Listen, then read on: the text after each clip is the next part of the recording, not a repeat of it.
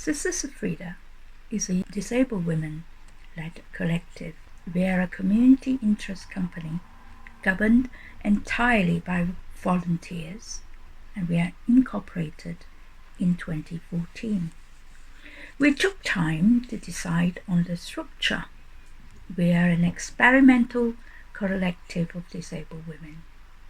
We wanted a new way of sharing experiences, mutual support, and relationships with different networks. We include non-binary people.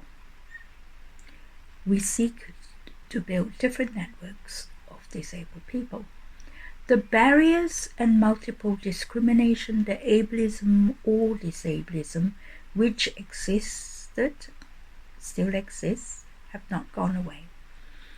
But we struggle to have our voices heard as disabled women and non-binary activists in our own rights. We want to discuss, share experiences, and explore intersectional possibilities.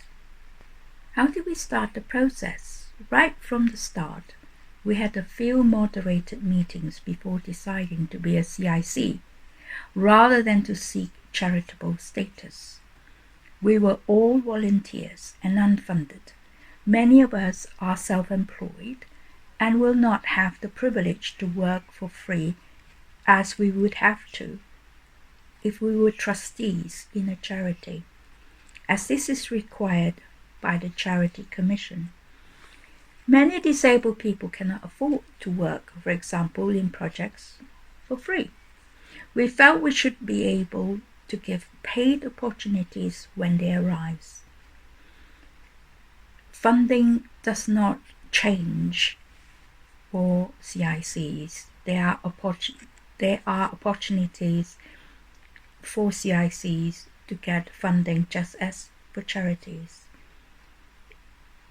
Not many places give guidance to DPOs for CICs either.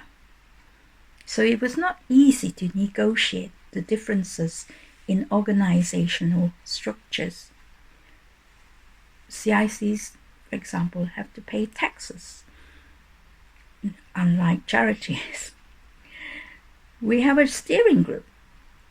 We had to consult about structures and governance together. This takes time. We had people leave because of personal reasons and even because of death. For example, we had 2 who died within a few months of each other. We are still learning to build up capacity and discuss with others how best we can serve the disabled community.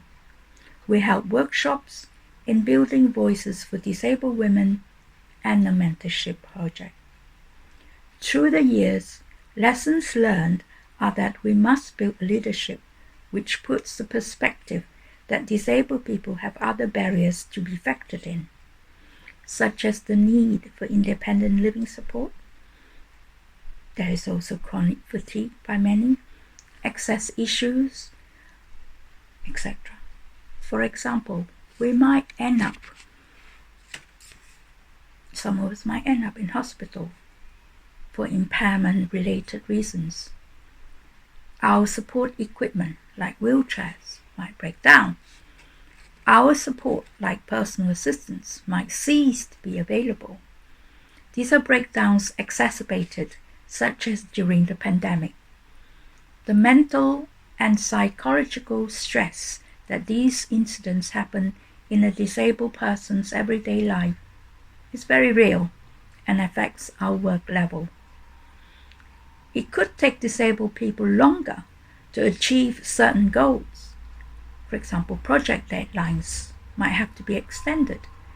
We must consider the social model of disability, which holds that people with impairments are disabled by barriers operating in society that exclude and discriminate against them.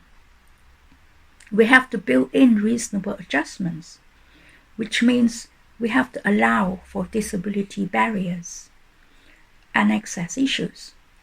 We decided right from the start that we will be intersectional. Apart from the disabled community, we also work with the women's sector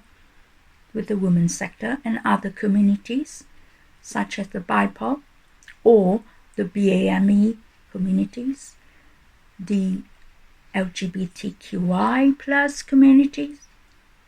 Internationally, we have participated in the UN examination in Geneva and shadow reports such as for CEDAW, Committee on the Elimination of Discrimination Against Women, and the CRPD, the Commission for the Rights of People with Disabilities. So we work on women's rights, disability rights, human rights, etc. We have been to Brussels, for example, for a conference on violence against disabled women.